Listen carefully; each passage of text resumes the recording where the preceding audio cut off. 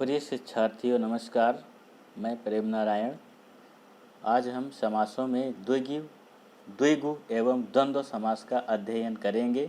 इसके पहले हमने कर्मधारय समास पढ़ा हुआ था, तो सबसे पहले समझ लेते हैं द्विगु समास कहते किसे हैं।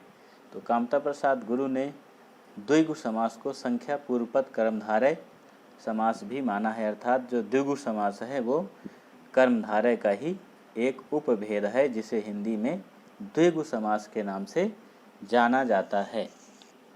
तो जिसमें पूर्व पद संख्यावाची होता है, यानी जो जिस समास का पहला पद किसी संख्या का बोध कराए उसे द्विगु समास कहते हैं। और कभी कभी उत्तर पद भी संख्यावाची होता है, तो इस प्रकार इसे ही द्विगु समास कहते हैं। समासिक पद एक समुदाय या समूह का बोध कराता है, यानी जो दो या दो से अधिक जो पद होते हैं वो जब समासिक पद बनते हैं तो वो एक समुदाय का बोध कराते हैं। जैसे चौमासा, यहाँ पर चौमासा 4 महीने, यानी मास का अर्थ होता है महीना, 4 महीने का समूह या समाहार। अगला उदाहरण है तिरंगा, 3 रंगों का समूह। जैसे जो भारतीय झंडा है वो 3 रंगों से युक्त है, तो वह यहाँ पर प्रथम पद संख्यावाची होने से द्विगु समास हुआ। सप्ताह अहह, यहाँ पर सप्त धन अहह, अहह का अर्थ होता है दिन, यानी 7 दिनों का समूह, जिसे हम सप्ताह कहते हैं। भुवन त्रय, 3 भुवनों का समाहार। यहाँ पर इस समासिक पद में जो दूसरा पद है वह संख्यावाची है, यानी कभी कभी दूसरा पद भी संख्यावाची होता है, इसलिए यह द्विगु समास हुआ। कवि चतुष्टय में भी जो है, इसमें भी जो दूसरा पद है वो संख्यावाची है। तो कभी कभी पहला पद संख्यावाची होता है और कभी कभार जो है दूसरा पद भी संख्यावाची होता है, लेकिन ज़्यादातर पहला पद ही संख्यावाची होता है द्विगु समास का। तो और भी उदाहरण देख ले रहे हैं। जैसे है अष्टाध्यायी, अष्टाध्यायी 8 अध्यायों का समाहार, 8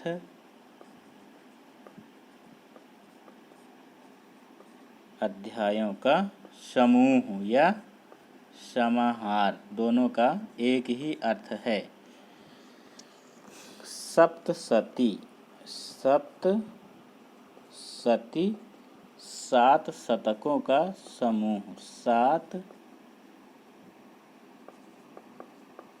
शतक, सैकड़ा जिसे बोलते हैं, का समूह। नवग्रह, 9 ग्रहों का समाहार। इस प्रकार ये द्विगु समास के उदाहरण हैं। द्विगु समास समझने में बड़ा ही आसान है। तो द्विगु समास यहीं तक। इसके बाद हम पढ़ेंगे द्वंद्व समास।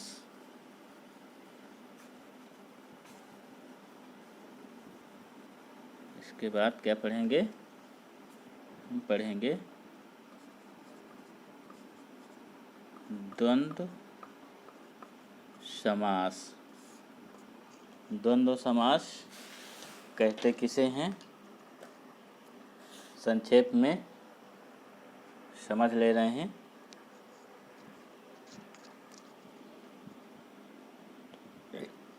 जिस समास के दोनों पद प्रधान होते हैं, जिस समास के दोनों पद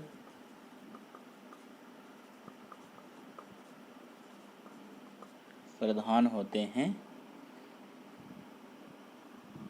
उसे द्वंद्व समास कहते हैं। उसे द्वंद्व समास कहते हैं। कभी कभी दोनों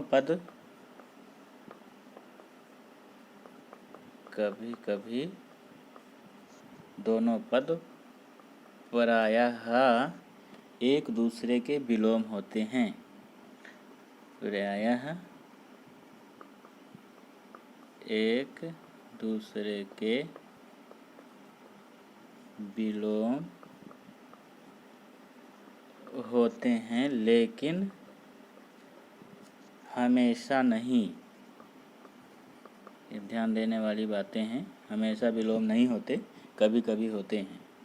समासिक पद का विग्रह करने पर,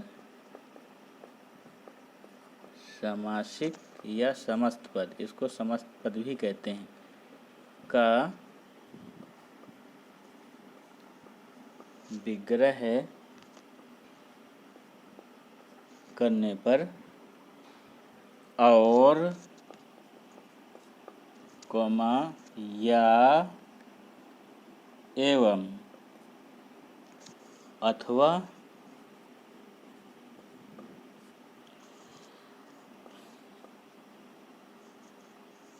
चिन्हों का प्रयोग होता है।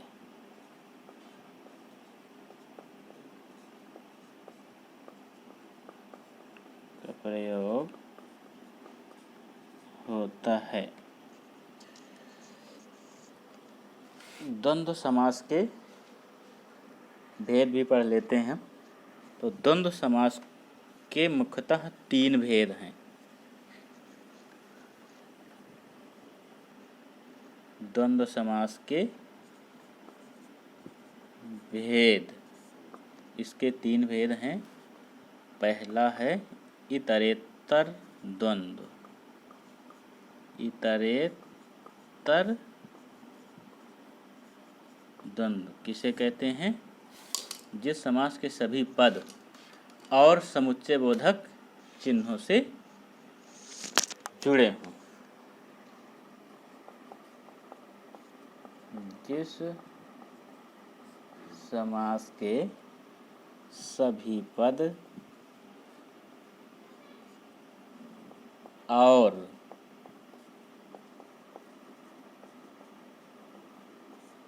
समुच्चय बोधक से जुड़े हों, उसे क्या कहते हैं? इतरेत्तर द्वंद्व कहते हैं। यथा गाय बैल, विग्रह जब किया जाएगा तो बनेगा गाय और बैल। दूसरा उदाहरण, सुख दुख। सुख दुख, विग्रह होगा, बनेगा सुख और दुख। भाई बहन, ये विलोम हो जाएगा। माता पिता, विग्रह होगा तो बनेगा माता और पिता। तो ये इतरेत्तर द्वंद्व हैं। दाल भात,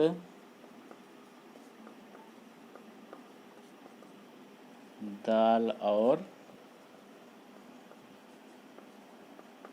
भात, तो ये इतरेत्तर द्वंद्व समास के उदाहरण हैं। अब हम पढ़ेंगे दूसरा भेद। दूसरा भेद है समाहार द्वंद्व। समाहार द्वंद्व। तो समाहार द्वंद्व किसे कहते हैं? जिस द्वंद्व से उसके पदों के अर्थ, जिस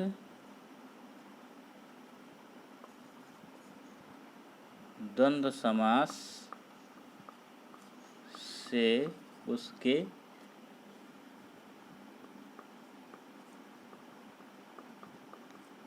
पदों के सिवा उसी प्रकार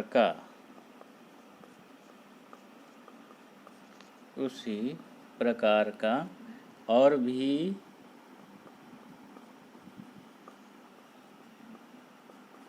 अर्थ सूचित हो, उसे समाहार द्वंद्व कहते हैं। यथा सेठ साहूकार। सेठ, यहाँ पर सेठ साहूकार से तात्पर्य है जो धन से संपन्न व्यक्ति होते हैं, सभी के लिए इसका प्रयोग होता है। तो विग्रह होगा सेठ और साहूकार। सेठ और साहूकार अर्थात धनी व्यक्ति। अन्य अर्थ हो जाएगा धनी व्यक्ति। हृष्ट पुष्ट, हृष्ट पुष्ट, यहाँ पर इसका विग्रह होगा हृष्ट और पुष्ट, यानी वह व्यक्ति जो बलवान होता है। यहाँ पर बलवानों के लिए इस शब्द का प्रयोग किया गया है, हृष्ट पुष्ट। ऐसे ही दाल रोटी,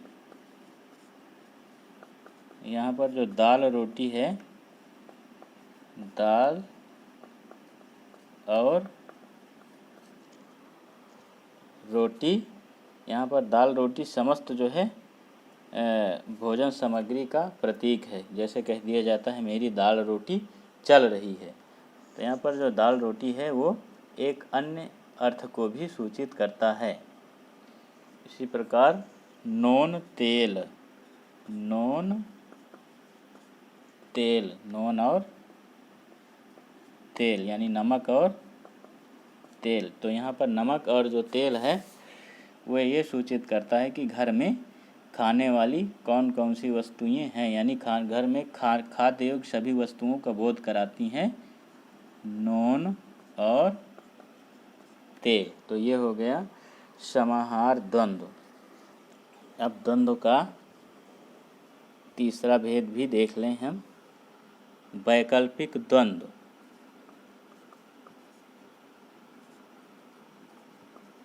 वैकल्पिक द्वंद्व किसे कहते हैं?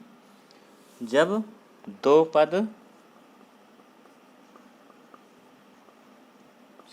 पद वा अथवा आदि विकल्प सूचक समुच्चय बोधक के द्वारा मिले हों।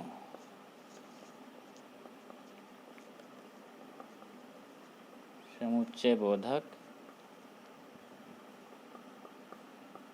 के द्वारा मिले हों तब उन्हें वैकल्पिक द्वंद्व कहते हैं। जैसे पाप पुण्य, पाप पुण्य, पाप अथवा इसका विग्रह होगा पाप अथवा पुण्य। भला बुरा, ये एक दूसरे के विलोम भी होते हैं। भला या बुरा, थोड़ा ऊंच नीच, ऊंच नीच,